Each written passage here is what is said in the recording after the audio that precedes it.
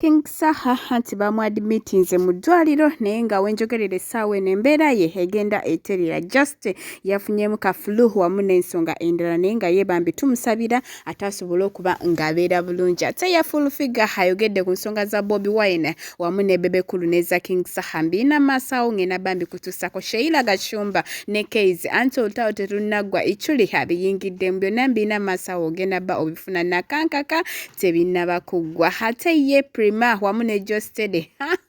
anti nkuleetedde ebyabaddeyo ejjo ku mukolo n'amalala mangi ngenda kuba nga kutuusako naye nga yetuna kugenda mawulire gonna ku lwaliro mbadde nkusaba vidiyo eno gimpere like ate esobole okuba nga yeeyongerayo era nga gwe wenna abali tannaba kusubscribinga ku Wonder Boy UG mukwano subscribe kona ku notification bell aye tubeere nga bugwire tuteekayo mukwano gwasuka ozifuna naye nga seerabidde abateekamu ensimbi ababiva organic ono ng'akozesa eddagala ly'obutonde okujjanjaba ate Hajati Kalodo onaakulombera edduwa byonna ebyekutte nebita so banonyako ku nnamba zaabwe z'essimu waggulu awo ate ne babeera nga bakuyamba naye nga sikulesizaayo anti olunaku lw'eggulo yabadde dine with Josted era nga bambi yakikubye anti Prima n'avaayo n'asooka afuwa Josted essente empitirivu naye nno ye mujjawe bwe yalabye nga Prima atutte obuyinja ogenda bo biraba maaso awo bwe yalabye nga atutte obuyinja anti ye n'agaana okgenda ku stage okola ki okufuwa Josted n'asalawo ssente azireetere taata we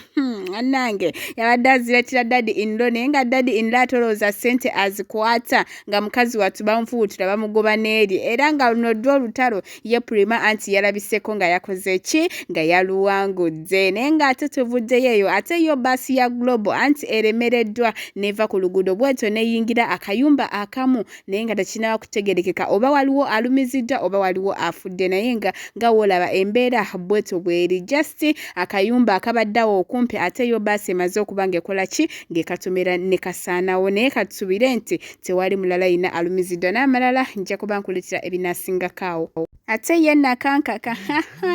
anti mukyatotomoka omugambo ye ayongedde okubalumya era nga temulina kyemukola ki temulina kyemumugamba bingi mubyogedde mbuna era teyanyumye biki ayambala ata patra bannange akaana mukaleke kakole bye kakola ki kakole bye kaagala obulamu bumpi ate akyali mwana muto so kate babad energy anti mwandibadde nga mwewummuzaako naye ng'ate nkujjeyo eyo nkujjukiza bulungi emabegakaawo olunaku lumu bbiri emabega anti Phoebe yabadde akuza amazaalibwa gwe aga26 kati ejjo kye baamukoze anti baamutaddeko ka surprise ne bamunaaza amata era nga bw'olengeraawo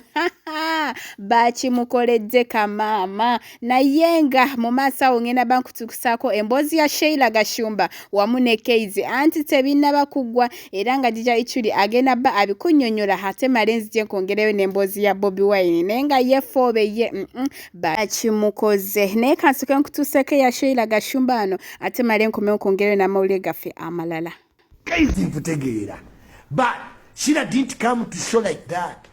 Sheila yajja mu show ye teyalanga teyasindika billboard teyakubya ku bulango bwonna simanyi bloga simanyi kusa ekituufu kiri nti Sheila kakwasaamu ennogo ku ngeri gye kakola ebintu mu butono bwako bannange wootuuka ku eri pata Sheila gye yadesigninga osobola okutegeera nti abaana abato bagenda kufuna ssente muddawo mwoza ichuli nti mukadde naye mwe muli bakadde amaticampamire nkwagala nnyo kulika ye Zambia webale kutambuza comedy sikitiwa bwennyumira ticampamire nkwagala nnyo nkwagaliza olunaku olungi n'omwaka omujja ogw'emirembe so Sheila Gashumba ffenna tukwasa ennugu kuba okulaba omwana omuto ng'ekiro kimu kyokka akoze miliyoni 10 ng'oli awo otagala naye tumanyi ngeri gy'ofuna miliyoni 10 kyewuunyisa omwana omuto si muto nti ali 16 but era muto okubeera 25 ng'olina kampani 9-10 abayimbi be muloota baluga abaani ba Fireboy kyobola baaganaga naggande teweeteeka mu lutalo luno. Nze nja kulowooza nti King Saha saagala abeere too much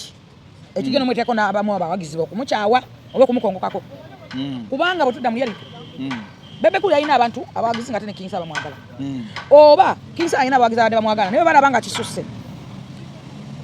abantu bajja kwetamwa mbuuza batya King Saha yakera ku makya n'ayimba oluyimba lwa Zaakayo n'alusabika nga bw'onoosabika music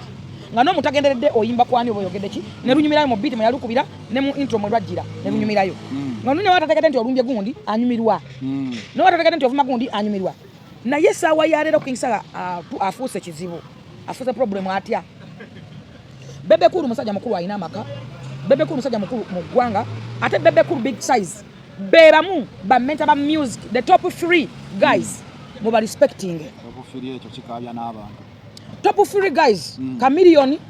Bebe Cool big size Bobby Wine the president muba respecting mu music industry tukiza tugane Saha si level ya Bebe Cool tewaina nsonga atyako utalo ku Bebe Cool tewaina nsonga bachi alumba Bebe Cool okutuka okumuvuma no muyingira makage ebintu bino mubiranga byokusaaga bigenda va mu lutalo maybe biyingire embere endala lwa nsonga ki omwana Bebe